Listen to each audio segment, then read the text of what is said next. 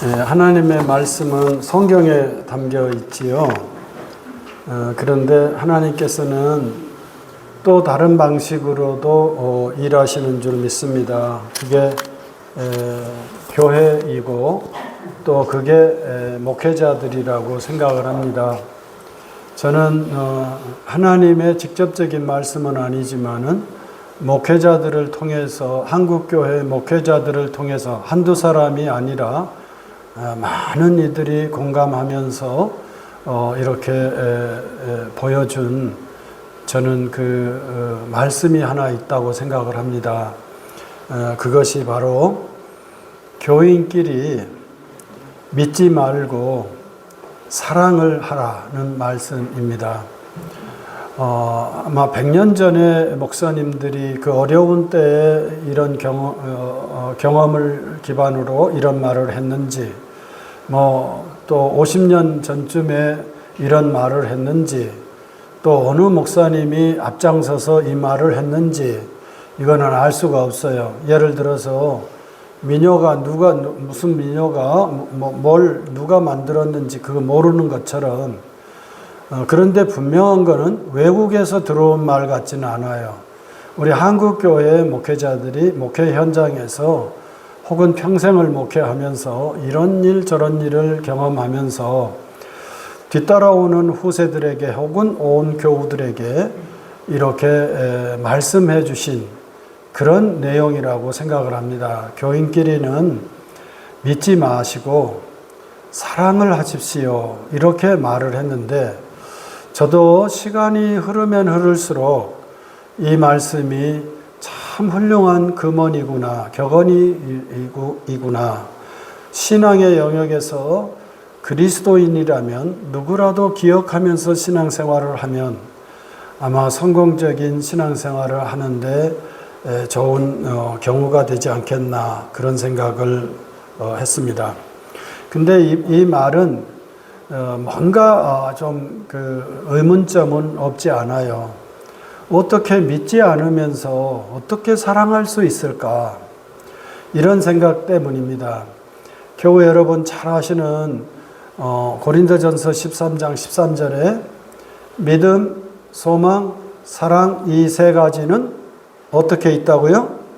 항상 있을 것인데 그 중에 제일은, 그랬죠. 그런데 우리나라 문법에는 이런 현상이 별로 없다고 합니다. 우리도 이렇게 보면 이렇게 동의가 돼요.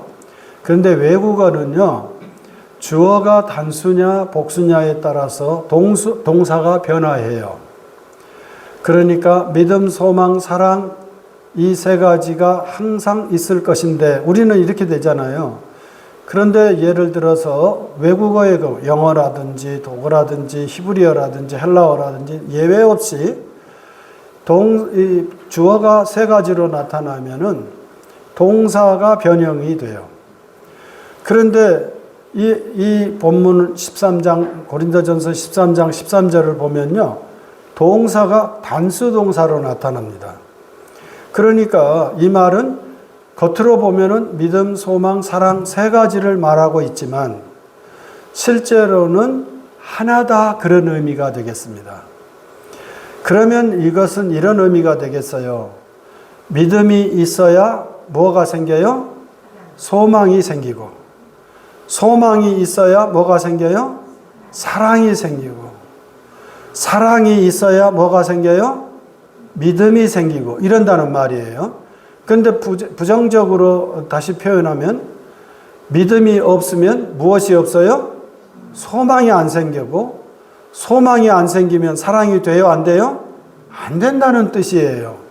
이렇게 믿음, 소망, 사랑, 이게 세 가지예요. 세 가지. 그러기는 하지만은 이것들은 거의 하나같이, 즉 삼위일체 하나님이신 것처럼 하나님이 그러하듯이 믿음, 소망, 사랑도 세 가지로 보는 것이 아니라 하나로 보아야 한다는 깊은 뜻이 이렇게 문법적 형태로 나타났다고 할 수 있습니다. 따라서 아니 교인을 믿지 않으면서 교인을 어떻게 사랑을 해요? 이런 의문이 들잖아요. 믿음이 있어야 사랑이 되는 것이지. 사랑하라며요. 근데 믿지 말라고요? 그러면 그건 사랑이 아니잖아요. 이렇게 반박이 떠올라요. 반박할 수 있는 논리가.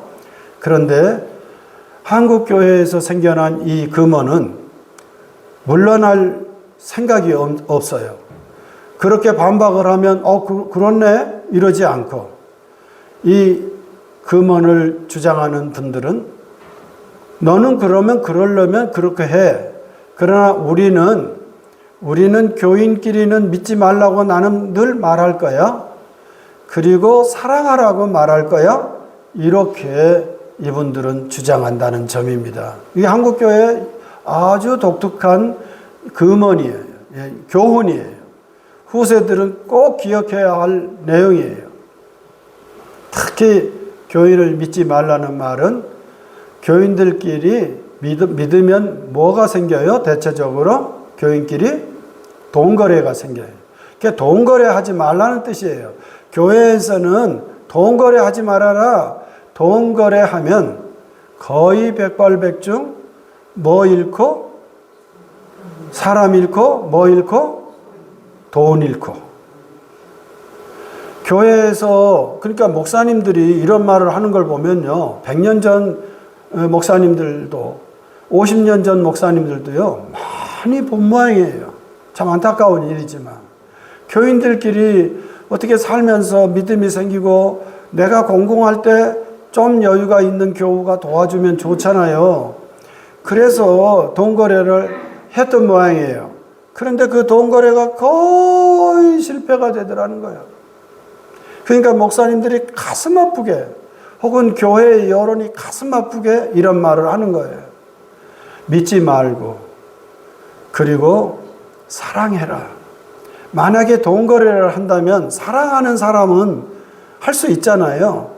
그래서 그로 인해서 생겨나는 상처는 내가 부담할 수 있는 조건 하에 돈거래는 할 일이다.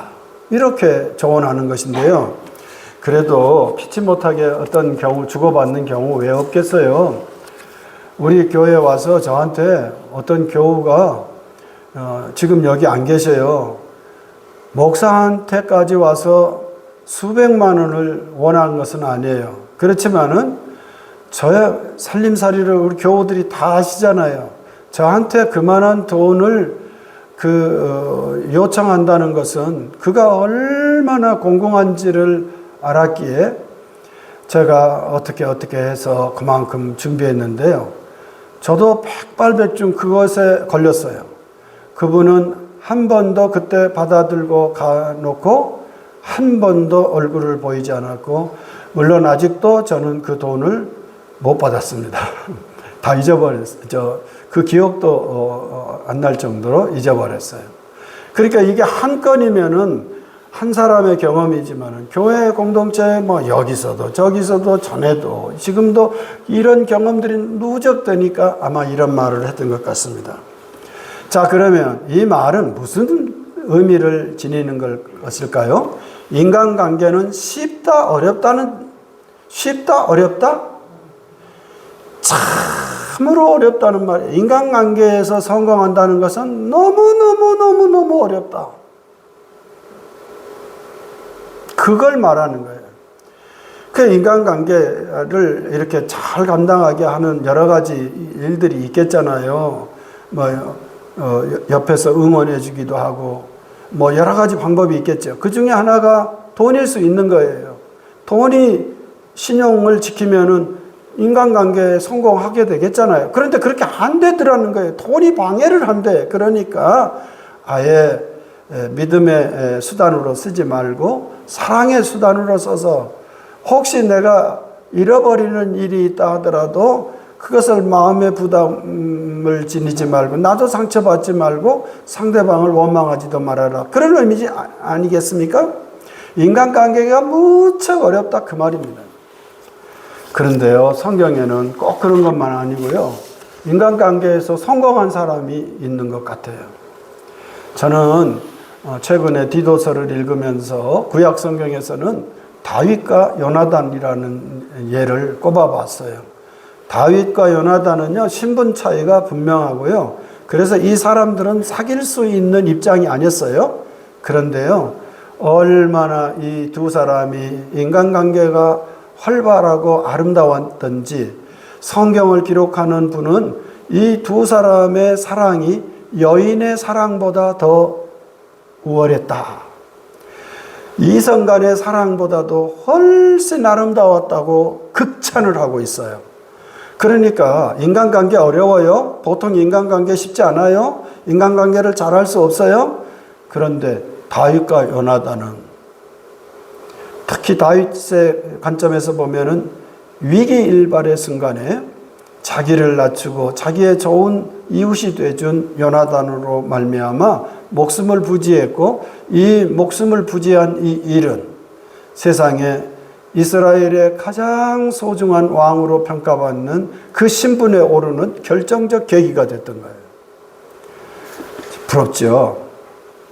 그러면 신약 성경에 그 수많은 사람들이 등장하는 신약 성경의 경우에 그 사람은 또 이런 예는, 그러니까 구약에 하나의 예를 들었으면 신약에도 하나의 예를 들어야 되겠잖아요.